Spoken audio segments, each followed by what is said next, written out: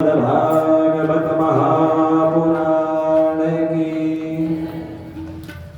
सभी बड़े प्रेम से भगवान की आरती करेंगे।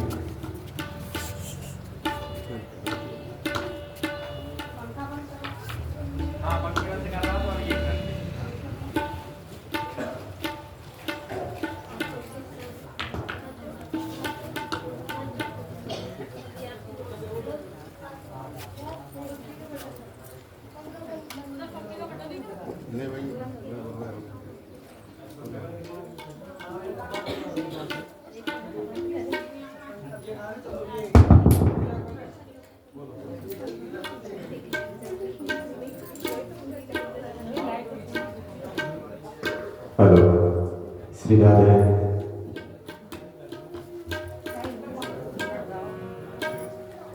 ओम ज्वालामालिन्यै नमः।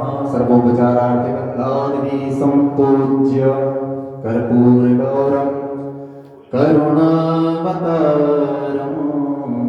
संसारसारं भुजगेन्द्रहारं सदा वसन्तं हृदयारविन्दे भवं भवानी सहितं नमामि। श्री भागवत भगवान की है आरती, पापियों को पाप से है तारती। श्री भागवत भगवान की है आरती, पापियों को पाप से है तारती। पापियों को पाप से, पापियों को पाप से, पापियों को पाप से, पापियों को पाप से, पापियों को पाप से, पापियों को पाप से, पापियों को पाप से, पापियों को पाप से। भागवत भगवान की है आरती, पापियों को पाप से है तारती। श्री भागवत भगवान की है आरती, पापियों को पाप से है तारती। अमर ग्रंथ ये मुक्ति पंथ ये मंत्र वेद निराला, सब ज्योति जगाने वाला। ये अमर ग्रंथ ये मुक्ति पंथ ये पंचम वेद निराला, सब ज्योति जगाने वाला। ये अमर ग्रंथ ये मुक्ति पंथ ये पंचम वेद निराला, सब ज्योति जगाने वाला। ये अमर ग्रंथ ये मुक्ति पंथ ये पंचम वेद निराला, सब ज्योति जगाने वाला। हरि नाम यही, हरि नाम यही, हरि नाम यही, हरि नाम यही, हरि नाम यही, हरि नाम यही, हरि नाम यही, हरि नाम यही। ये भगवान की आरती, पापियों को पाप से है तारती। श्री भागवत भगवान की है आरती, पापियों को पाप से है तारती। शांति की कृपा पुनीत लाखों को मिटाने वाला, हरि भक्त कराने वाला। हे शांति की कृपा पुनीत लाखों को मिटाने वाला, हरि भक्त कराने वाला। तो हरि नाम यही, हरि नाम यही, हरि नाम यही, हरि नाम यही। प्रभु भगवान की आरती, पापियों को पाप से है तारती। श्री भागवत भगवान की है आरती, पापियों को पाप से है तारती।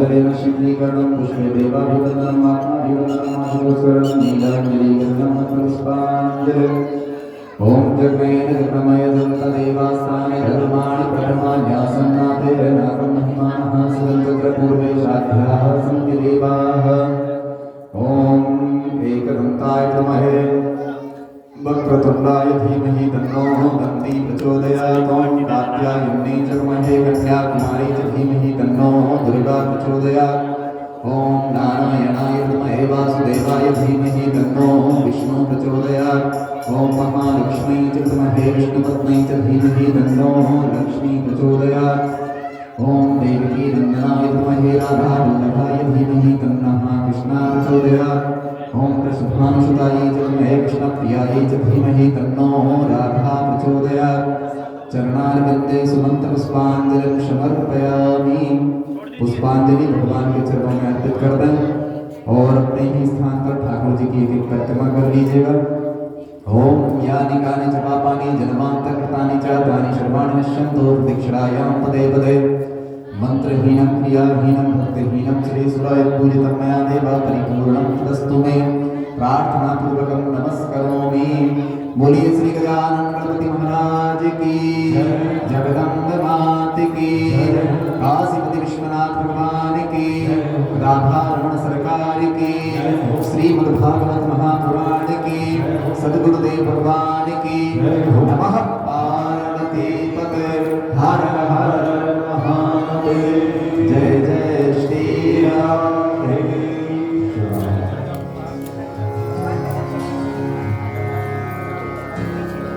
बोल वृंदावन बिहारी लाल की। सभी अपने स्थान पर बैठ जाइए।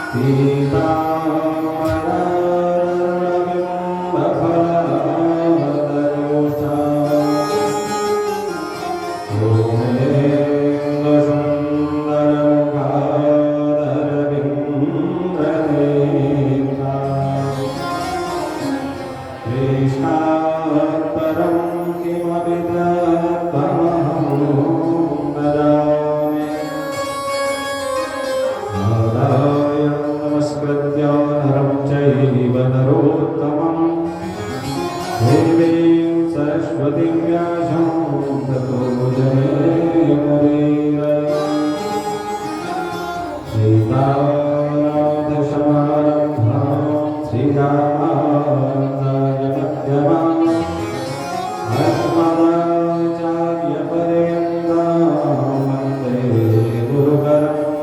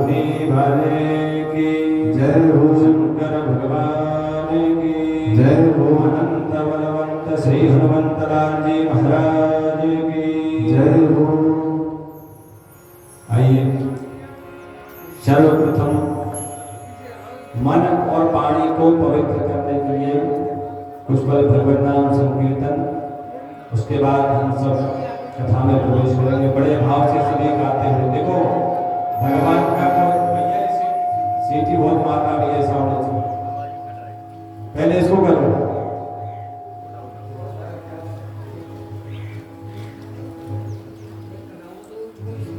वृंदावन बिहारी लाल की जय हो। मैं क्या बता रहा था आपको कि भगवान का कोई भी कर्म करने के पहले हमारा मन पवित्र होना चाहिए, और आज के समय में किसी का मन पवित्र नहीं है। ईमानदारी से बताओ, कुछ ना कुछ छल कपट सबके मन में भरा हुआ है। तो भगवान का जब भी कर्म करें तो सारी दुनियादारी प्रांगण के बाहर छोड़ देंगे। जितना स्थान बना है दादाजी का होने वालों का, कथा सुनने आएंगे तो यहाँ बिल्कुल शुद्ध पवित्र मन लेकर के आना है। मन में किसी प्रकार का राग उद्देश इस प्रकार का कुछ भी लेकर के नहीं आना।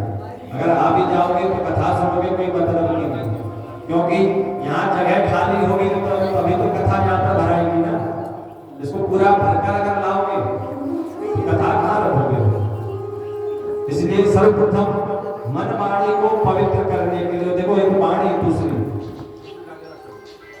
और ये वाणी क्या क्या कर सकती है बताओ।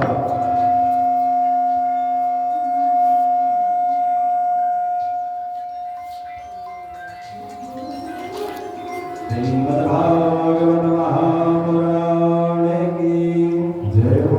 ये वाणी हमारे ऊपर फूल भी बरसा देती है और तलवार भी चलवा देती है, तो ये भी पवित्र होना चाहिए वाणी। सर्वप्रथम मन वाणी को पवित्र करने के लिए सबसे अच्छा उपाय क्या है? कौन सा उपाय? भगवान नाम संकीर्तन। तो सर्वप्रथम भगवान का कुछ पल हम नाम स्मरण करेंगे, उसके बाद हम कथा में प्रवेश करेंगे। बड़े भाव से सभी गाते हुए और ताली बजाते हुए। देखो कथा में सुनाऊंगा आपको शुद्ध कथा, जो भागवत की शुद्ध कथा को मैं आपको सुनाऊंगा। इधर उधर की सास बहू की लड़ाई ये मैं नहीं सुनाऊंगा। और आप देखो भजन बोले कहीं जाते हैं, कोई फोन करता है कि महाराज जी कथा कराना है कि सुंदरकांड का पाठ कराना, तो सबसे पहले बोलते हैं बोले भजन होंगे कि नहीं है?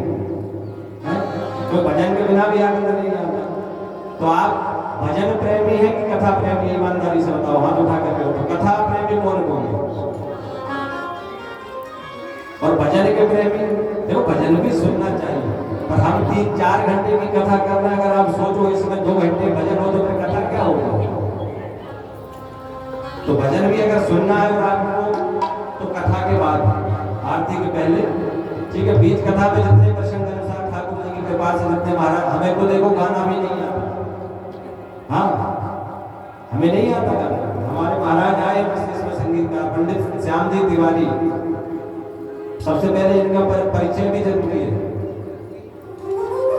मूल पाठ में हमारे पंडित श्री रमाकांत जी शास्त्री जी वृंदावन से आए, वृंदावन में रहकर के इन्होंने अध्ययन किया, और ये इंदौर में अच्छे विद्वानों में इनका नाम आता है, और भागवत कथा भी करते हैं। सब देखो 3-3 वक्ता आए हैं, आपने एक को बुलाया था, 3 आए हैं। अगर एक बीमार भी पड़ जाए तो दूसरा बैठ के कथा सुना देगा। तो ठाकुर जी तो 2 वक्ता एडवांस में साथ में भेजे, बोले लेके जाओ। तो ये हमारे रमाकांत जी शास्त्री, पहले तालियां बजा करके इनका स्वागत करो। तो मुझे पता चला है कि बहुत समय, काफी लंबे समय बाद यहाँ पर कथा हो रही है। कितने वर्ष हो गए होंगे? 40 वर्ष हो गए होंगे? नहीं, हाँ, काफी लंबे समय बाद इस गांव में कथा हो रही है, मैंने सुना है। और हारमोनियम पे हमारे पंडित श्याम तिवारी जी, पंडित श्याम तिवारी जी, ये भी बहुत अच्छी भागवत की कथा करते हैं और संगीतकार भी हैं। इनके ऊपर भगवान की विशेष कृपा है कि इनको संगीत भी दिए भगवान ने। संगीतकार हमारे रमाकांत जी भी हैं और सागर से पधारे हमारे संगीतकार भी चार गाने वाले 4 लोग। रमाकांत जी भी हमारे गाते हैं, श्याम जी भी गाते हैं, शिवम भैया भी गाते हैं और हमारे जो तबले पे हमारे भरत भैया बड़े भाई हमारे ये भी गायन करते हैं और हमारे विपिन भैया पेट पे। सबका ताली बजा करके सबसे पहले स्वागत करो। देखो हमारे यहाँ कोई अतिथि आता है ना, अतिथि आता है तो इनका अतिथि देवो भवो, तो अतिथि भगवान के तुल्य होता है। अब 7 दिन के लिए हम आपके यहाँ अतिथि बन करके आए हैं, तो आपको देखो मैं अपने मन से नहीं किया, जो शास्त्र का नियम है वो आपको बता रहा हूँ। आप बुरा मानना मत, है ना, बुरा लगे तो 2 रोटी शाम को ज्यादा खाना है, पर 7 दिन तक बिल्कुल निर्मल मन करके यहाँ पर बैठना और कथा सुनना, वो ही उसका आपको पुण्य लगेगा, लाभ मिलेगा। अच्छा, कौन मानता भगवान है कि नहीं है भगवान है कि नहीं है? कई लोग ऐसे भी मिल जाते हैं महाराज, कहाँ चक्कर में पढ़ो कथाओं में, नहीं ऐसा भी नहीं, शुद्ध मन से। बड़ा ही दिव्य भव्य आयोजन ये राजावत परिवार की ओर से हो रहा है और सब एक ही परिवार के बैठे हैं, मुझे तो जहाँ तक पता है। तो परिवार सब आपका ही आयोजन है और सब आप भी जो है ना उसके कार्यकर्ता हैं, सब व्यवस्थाएं भी आपको ही संभालनी है। मुख्य यजमान के रूप में हमारे ठाकुर जी दशरथ सिंह जी, वो भी आपके भाई बंधु हैं, आपके परिवार के हैं, पर इनका निवास अभी कुछ समय से नासिक में है, पर फिर भी अपनी जन्मभूमि को नहीं भूलना, है ना। अगर ये कथा वो चाहते तो नासिक में भी करा सकते थे, पैसा खर्च करो तो कहीं भी अनुष्ठान हो सकता है, हमको नासिक बुला लेते, पर उन्होंने सोचा नहीं, हम जहां हमने जन्म लिया है, जो हमारी पैतृक भूमि है, वहीं पर कराया है। बड़े भाव से सभी गाते हुए और ताली बजाते हुए भगवान का नाम संकीर्तन करेंगे। हरि नारायण नारायण श्रीमनारायण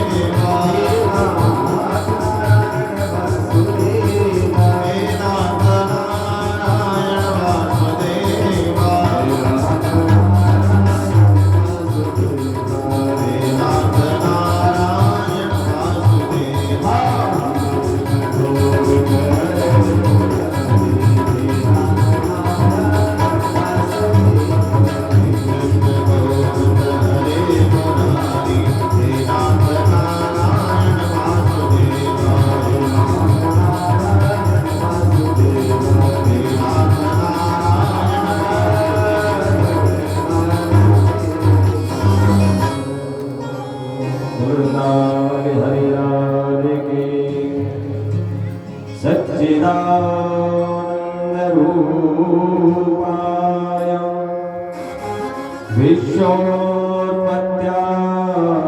विश्वोत्पत्त्यादिहेतवे तापत्रयविनाशाय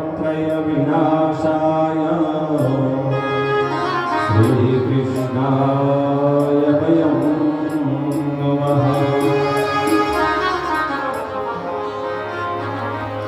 परम मंगलमय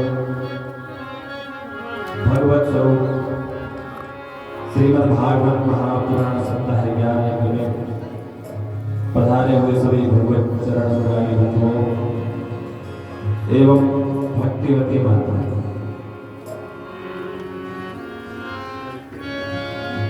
भगवान की बड़ी कृपा है हम सबके ऊपर।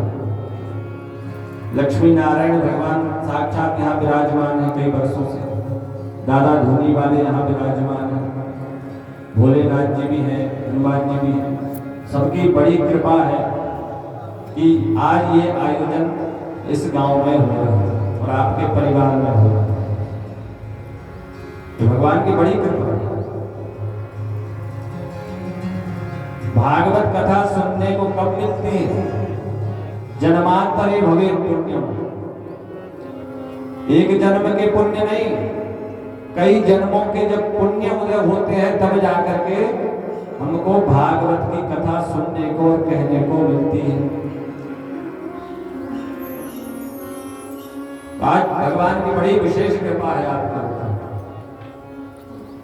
और ऐसे दिव्य स्थान पर जहां साक्षात बाबा साहब विराज रहे हैं और सामने महाराज जी ने समाधि भी दे रखी है, महाराज जी भी साक्षात यही विराजमान है। तो ऐसे दिव्य स्थान पर बैठ करके आपको भागवत की कथा सुनने को मिल रही है। और ये आयोजन मैंने अभी बताया था कि समस्त राजावत परिवार की ओर से और पूरे ग्राम वासियों को, जहां तक मेरी आवाज जा रही है, समस्त राजावत परिवार की ओर से मैं आप सबको निमंत्रण देता हूं। वैसे तो सबको दिया होगा, अगर कोई छूट गया हो तो मेरी तरफ से निमंत्रण स्वीकार करें और इस भव्य दिव्य आयोजन में कथा का लाभ लेने आकर को बुला। ऐसे आयोजन हो तो हमको बुलाने की रास्ता नहीं देखना चाहिए। आज की स्थिति, समय की स्थिति आप देख ही रहे हो कि हमारे भगवान की यात्राएं कहीं निकालते हैं, धार्मिक यात्राएं, तो कितने पथराव होते हैं, उपद्रवी कितना पथराव करते हैं, यात्रा नहीं निकालनी देते, कितने विघ्न डालते हैं कि तो भैया हमको तो और अधिक से अधिक संख्या में आगे आना चाहिए और सबको एक रहना चाहिए। बागेश्वर वाले महाराज को कौन कौन जानता है? सब जानते हैं। तो वो क्या कहते हैं? सबको जोड़ने में जो लगे हैं, तो सब यही कह रहे हैं कि एक हो जाओ, एकता में ही ताकत है महाराज। वो तो आप सब समझदार हैं, समझाने की आवश्यकता है नहीं। तो अधिक से अधिक संख्या में हमको आना चाहिए, बुलाने का रास्ता नहीं देखना चाहिए। ये भागवत का जो आयोजन हो रहा है, ये राजावत परिवार का नहीं है। किसका आयोजन है? ठाकुर जी का आयोजन है। और भगवान तो जगत के बाप है कि नहीं? बताओ ईमानदारी से। तो बाप के घर जाने से किसी बुलावे की रास्ता देखते हैं कि बाप निमंत्रण भेजे तो हम जाए? तो ये तो जगत के पिता है। और जहाँ ठाकुर जी विराजमान होते हैं वो मंदिर होता है, मंदिर किसी एक का नहीं होता। तो बड़े भाव से सभी कथा श्रवण करने अवश्य बना रहे हैं। बोलो वृंदावन बिहारी लाल की।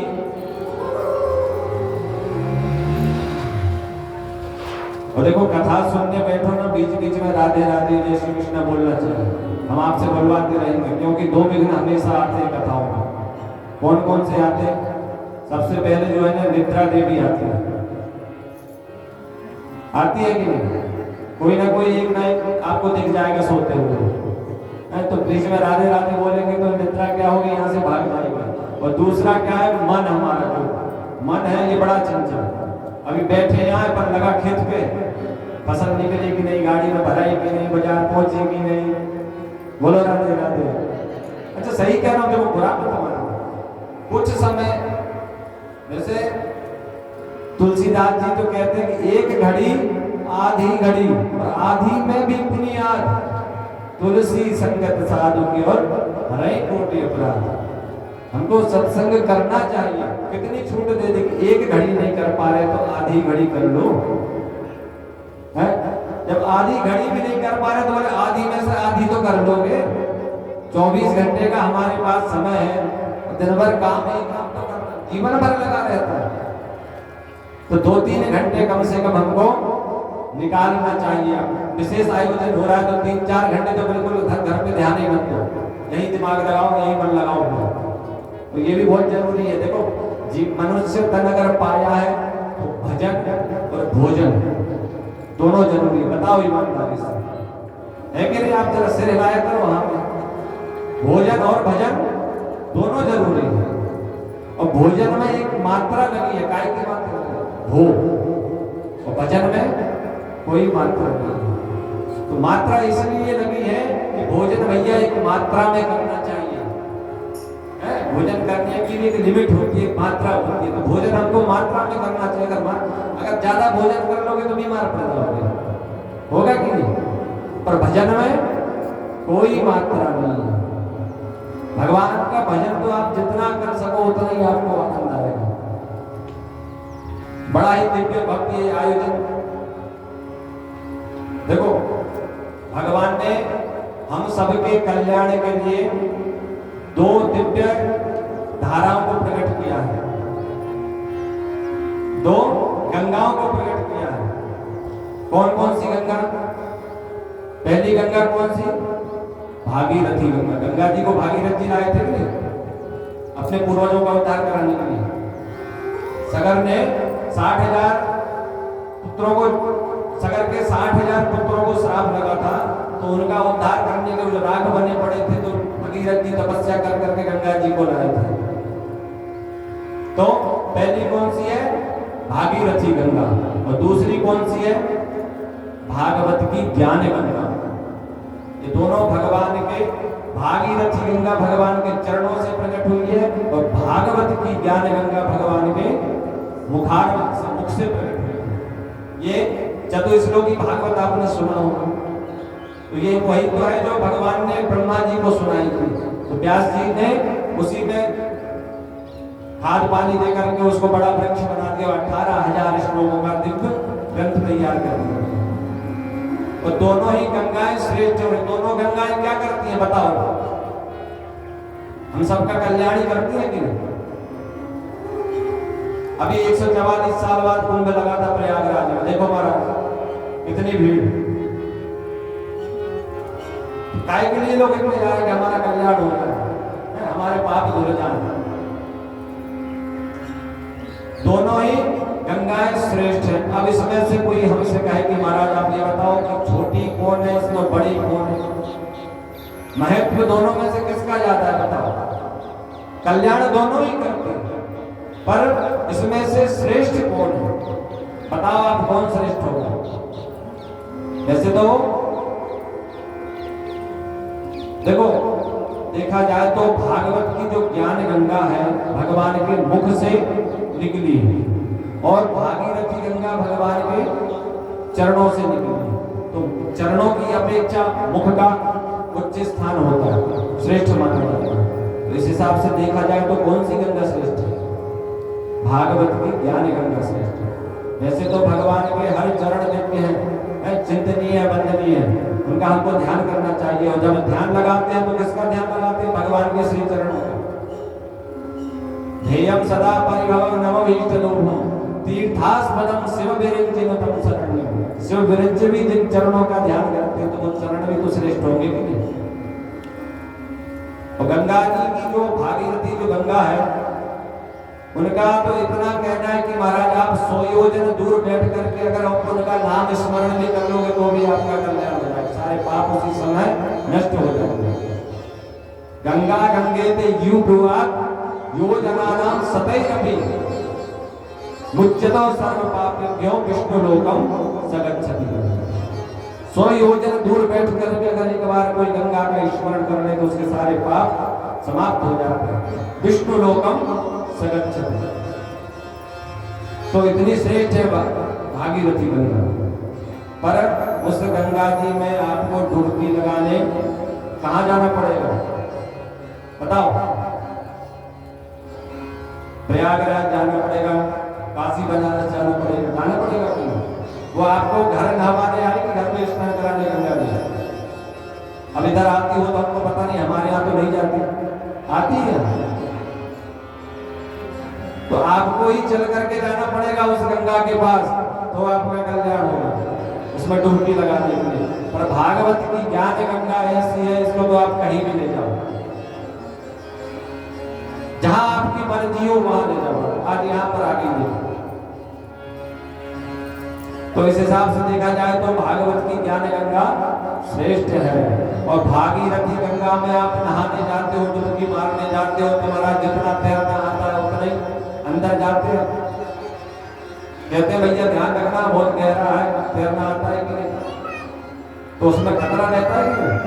पर भागवत की ज्ञान गंगा में कोई खतरा नहीं। आप जितनी गहराई में उतरते जाओगे उतना ही आपको आनंद मिलेगा। तो भागवत की ज्ञान गंगा श्रेष्ठ दिखाई पड़ती है। जब इस भागवत देखो, आपको मेरी भाषा समझ में तो आ रही है सबको? आ रही है ना? बताओ। हाँ, जब व्यास जी ने भागवत की रचना करी तो उन्होंने सोचा कि इतना दिव्य ग्रंथ है, मैंने इसकी रचना करी है, तो चल करके इसको थोड़ा भगवान का आशीर्वाद दिलाया जाए। हम कोई नया कार्य करते हैं तो हम भगवान के पास जाते हैं कि नहीं? देखो एक चीज और मैं आपको बोलूंगा, मैंने देखा, अभी मैं कल से आया हूं, मेरे हिसाब से यहाँ पर सब धन संपन्न है, ईमानदारी से बताओ, है कि नहीं? सब संपन्न है, सबके बच्चे बढ़िया नौकरी कर रहे हैं, खेती बाड़ी भी सब भी है, और मंदिर भी आप लोगों ने बड़े दिव्य और भव्य बनवा रखे हैं, बहुत सुंदर मंदिर स्थान, भगवान के स्थान है। पर इतना है कि थोड़ा सा आपको इसमें ध्यान देना पड़ेगा, इसकी रख रखाव का। देखो भगवान का स्थान बिल्कुल शुद्ध और साफ होना चाहिए।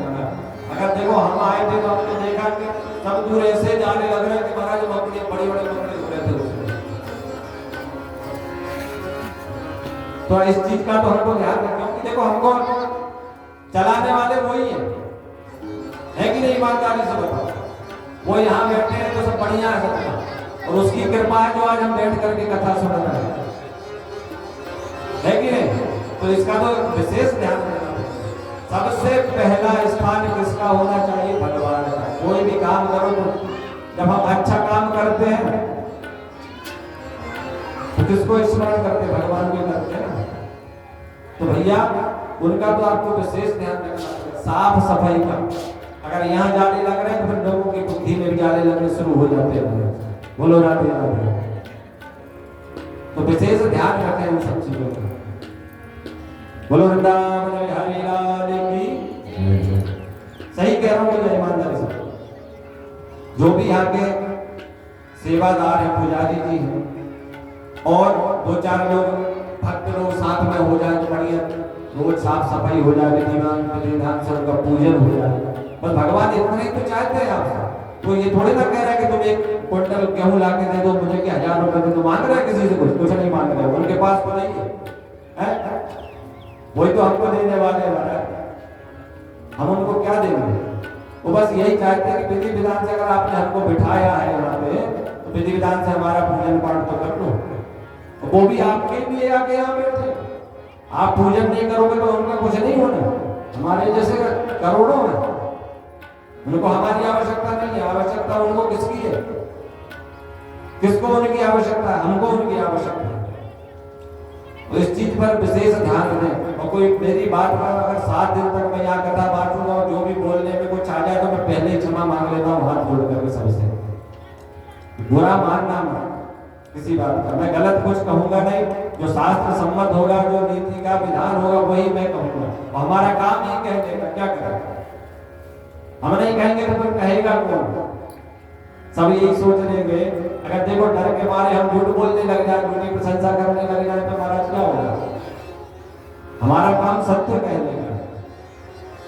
सचिव वैद्य गुरु तीन जो प्रिय बोल नहीं है। राजधर्म तीन करो हो ही बेनाश। राजधर्म तनु मतलब शरीर। अगर सचिव झूठ बोलने लग जाए तो क्या होगा? राज्य बर्बाद हो जाएगा।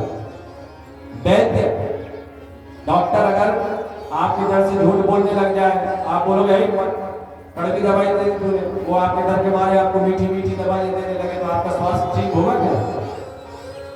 नहीं होगा।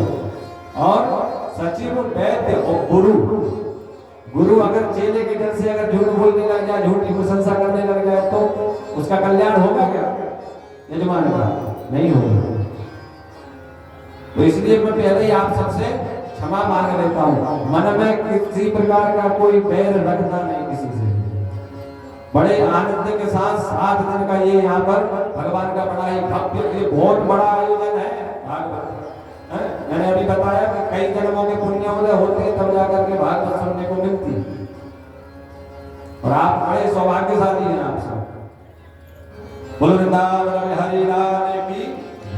क्यों? महाराज ने भागवत की रचना करी तो पहले चुना बोले प्रभु के पास चले, इस ग्रंथ को उनका आशीर्वाद दिलाने को लेकर के गए, नारायण के पास, लक्ष्मी नारायण के पास जो विराजमान है, ले जा करके भगवान को दिखाया। भगवान ने पूछा, बोले महाराज ये क्या है, कौन सा ग्रंथ है? बोले महाराज जनरेटर तो चालू ही रखो, तुम तो जब तक कथा चले।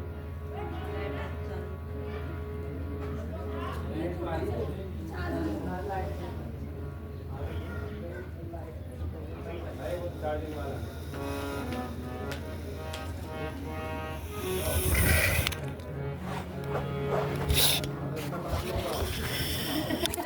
माता है अपने राजस्थान का कोई भगवान का